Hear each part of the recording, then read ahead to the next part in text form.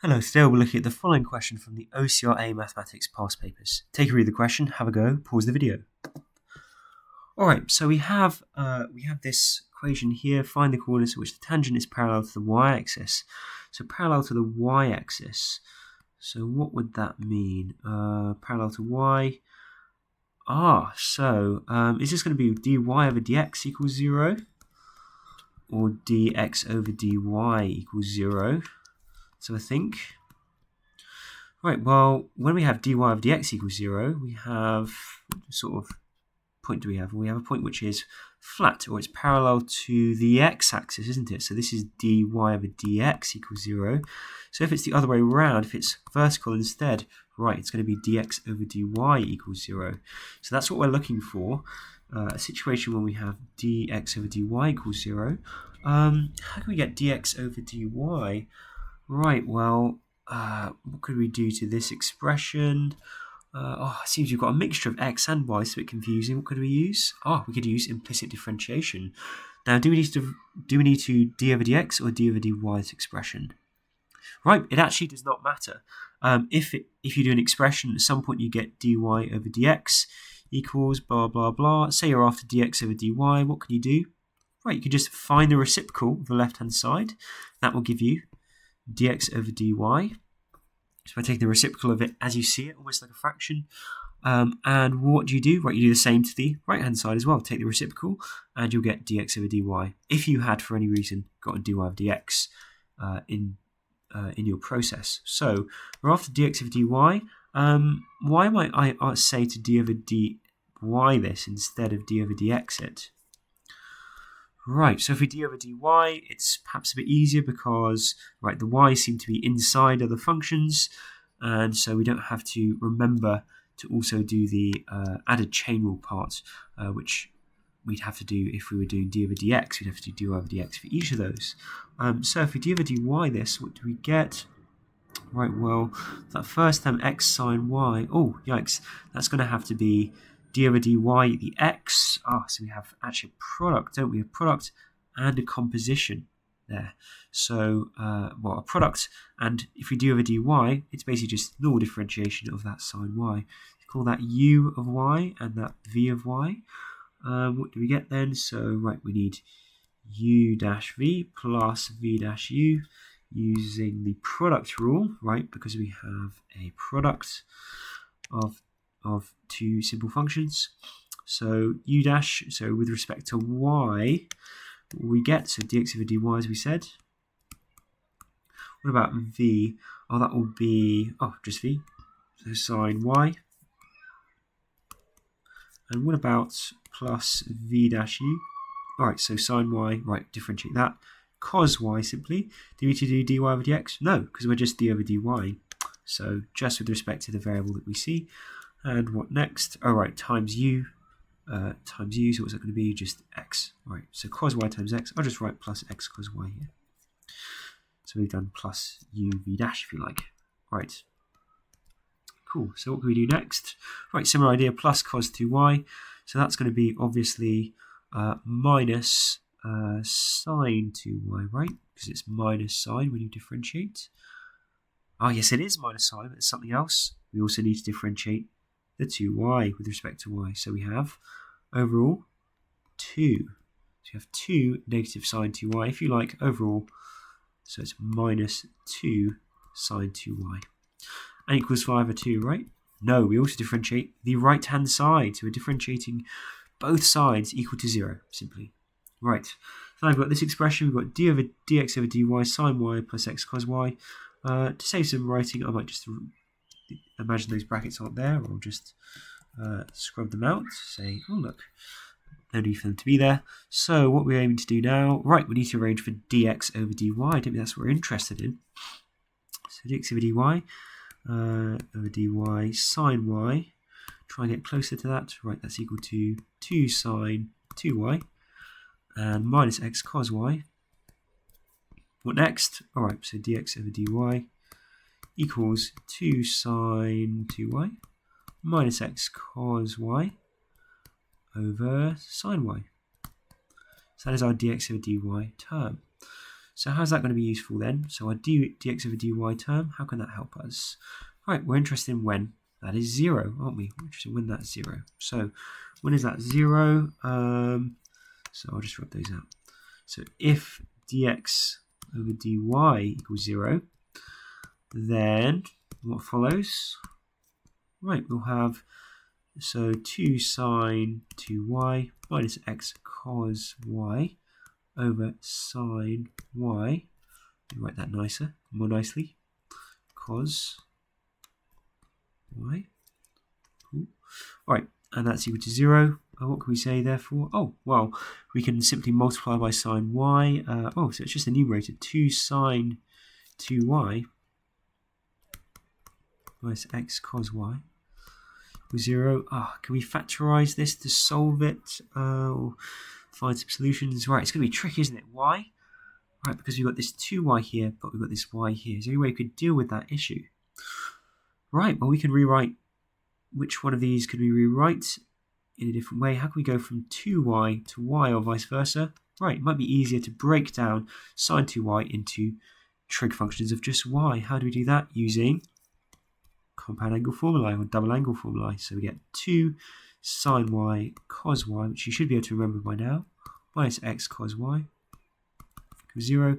Therefore, 4 sine y cos y minus x cos y equals 0. We're trying to solve this, remember. What do we need to do? Right, easiest if we have a factorized expression. So cos y, 4 sine y minus x equals 0. What does that tell us? Right, it tells us either cos y equals 0, which implies that, what can we say about y? Right, well, that means that y equals, what would that be? Pi over 2, right? So pi over 2, are we in radians? Right, we're in radians, and 0 is smaller than y, smaller than 2 pi. So y equals pi over 2. Any others we could do as well? Well, we could do 360 minus this, or 2 pi minus this. What does that give us? 3 pi over 2. Is that in range? Right, it's in range, isn't it? Within 0 to 2 pi. Can we add? What do we do next with these two values once we've used the symmetry? Pi minus, what do we do next? Right, well, we can add or subtract multiples of 2 pi. But that'll end us outside the range, so those are our only y solutions. What's the other case now?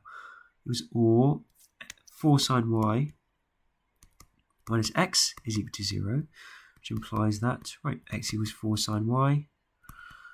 Okay, so we've got these two conditions. Are these our final solutions? We've used all the information.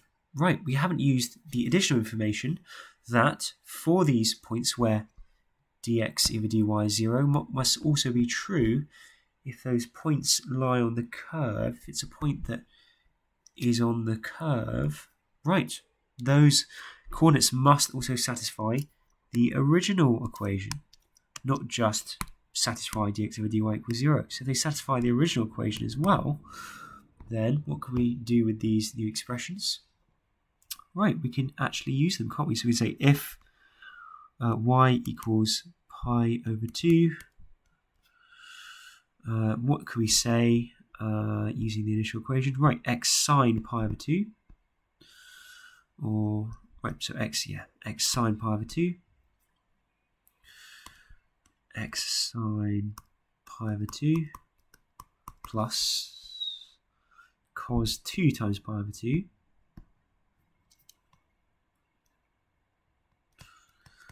You might also be wondering why we've been substituting in here, because we need the coordinates, don't we? Now we've only got the y's here, only the y coordinates of these points.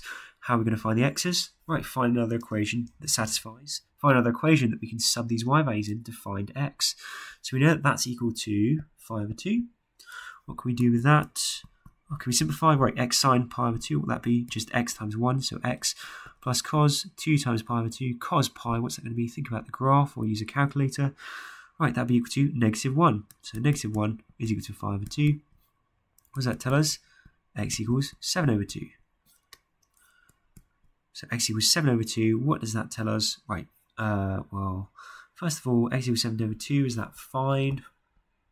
Right, x is greater than or equal to 0. So all good, satisfies the x condition. So x is greater than or equal to 0. Wonderful. So what can we say about this point? Right, it's on the curve, and it's where dx over dy equals 0. It's a point that satisfies the conditions. So 7 over 2, pi over 2 is a point. What were the other cases? Right, if y equals 3 pi over 2, what did we say? Right, x sine 3 pi over 2 plus cos 2 times 3 pi over 2 equals 5 over 2 again. What's the case then? X times, what's sine 3 pi over 2? Use a calculator. Alright, so it should end up giving you negative 1. So negative x, then plus cos 2 times 3 pi over 2, so that's cos 3 pi. Right, that should also, well, cos 3 pi should end up giving us, pardon me, so cos 3 pi should end up giving us also negative 1. So negative x minus 1 equals 5 over 2. Can we say therefore, right, so we have x, i.e. negative x, equals 7 over 2, which means that x equals negative 7 over 2. Is that all good? Unfortunately it is not. Why not? Because that is not less than 0 or equal to 0. Sorry, not greater than or equal to 0. Right, so it's not going to work. So that doesn't work. What was the other case? Right, x equals 4 sine y. Our last case here, 4 sine y. So if x equals 4 sine y, then we have 4 sine y times, what was it? Sine y again. Oh, so sine squared y plus cos 2y equals 5 over 2.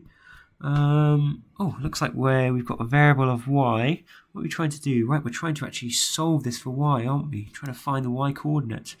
What can we do? Well, right now we've got just y and 2y. They're not mixing well. We can't solve if we haven't got a variable to solve, like a trig function of just the same variable.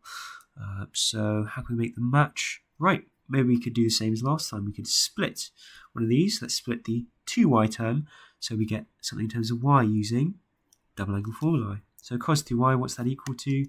Let's do a little bit of work. What do you know about that? That's going to be cos squared y minus sine squared y. Should be able to remember that.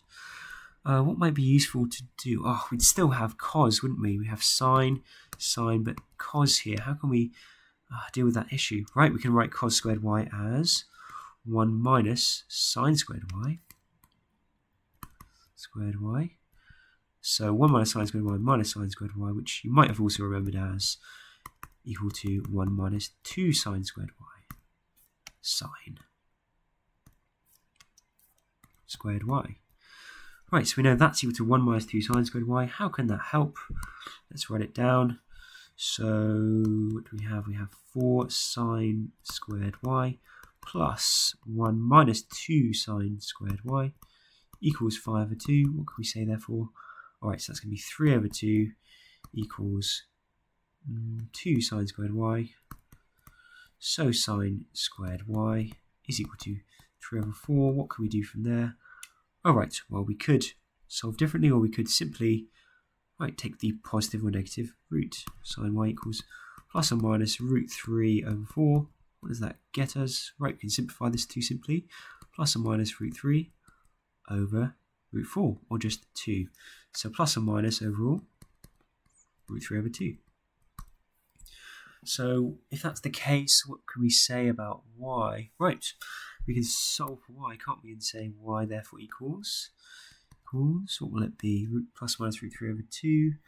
Alright, so if you use your calculator, you should get a solution of either pi over 3. So, I'll write it here. If sine y equals root 3 over 2, y equals pi over 3, anything else it could be? We can always do pi minus that, can't we? So pi or pi minus pi over 3. What would that give us? 2 pi over 3. What are the other options? If Why we stop there, by the way? Right, because we have to stop there to be in our range 0 to 2 pi. If sine y equals, what's the other option? Right, negative root 3 over 2. Then what do we get? Y equals, using a calculator, so arc sine negative root 3 over 2.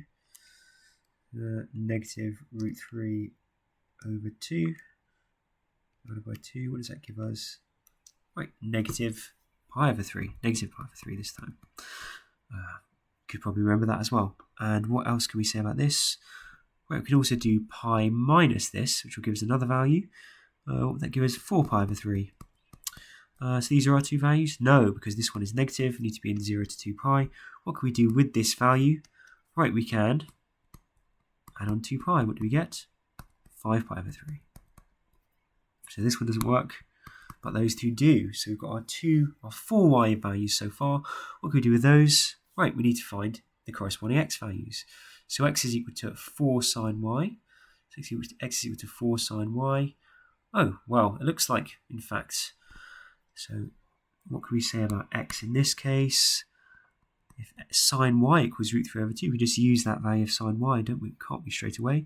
So x equals 4 times that, so 4 root 3 over 2, which gives us, right, 2 root 3. And this implies that x equals 4 times negative root 3 over 2, or negative 2 root 3. Alright, so negative 2 root 3, which is not greater than or equal to 0. So we cannot, again, use this as per the statement in the question, but we can use this as it is greater than or equal to 0. Great, so now we've got another coordinate. So what are we going to choose for y? Oh, it can be either of them, can't it? So either of those two y values. So we have pi over 3 for y, so 2 root 3 for x, pi over 3. Or we have, what's the other possibility? Oh, we have 2 root 3 again, same x value. Oh, let's just wait for the pen. Right, so we have 2 root 3 again. And what for the y value? 2 pi over 3. So 2 pi over 3, that is our second y value. So overall, what do we have? Have we looked at all cases? We have, haven't we? We've looked at all of the if statements, all of the cases. Right, we found all of the possibilities for y and x. All of them would work. Overall, right, we have 1, 2, 3 coordinates. In the mark scheme, it's generally fine to leave those as they are, as long as they're clear. But I might just say at the end, just to be sure, I'd say, so, and I'd write each of the coordinates. So 2 root 3, pi over 3, and also 2 root 3, 2 pi over 3, and again, therefore 7 over 2, pi over 2. Hope I haven't made any mistakes here. Hopefully all good. Otherwise, if I have made any mistakes, I will make a comment on the video. Right, so those are our solutions. So, what was tricky about this question? Right, probably the differentiation, making sure that you're also just planning out the roots. Right, if we need the tangent to curve parallel to the y-axis, figure out that we need dx over dy. If we need that, right, we need to do our implicit differentiation, because all we have here is just x and y, don't we? So, therefore, what have we done then? Right, set it to 0, found what that means for x and y, found some equations for x and y, linking some conditions which are within the range. What do we do then? Right, for each of those conditions, found the corresponding coordinate to point to the other point, so either x or y in each case. And here, right, we actually had not an explicit value for x, but we could sub it in, find therefore a value for y, corresponding values for y here, and therefore the valid values for x, and therefore all of our valid points. So those are our points. Thank you for your time. That's all for now.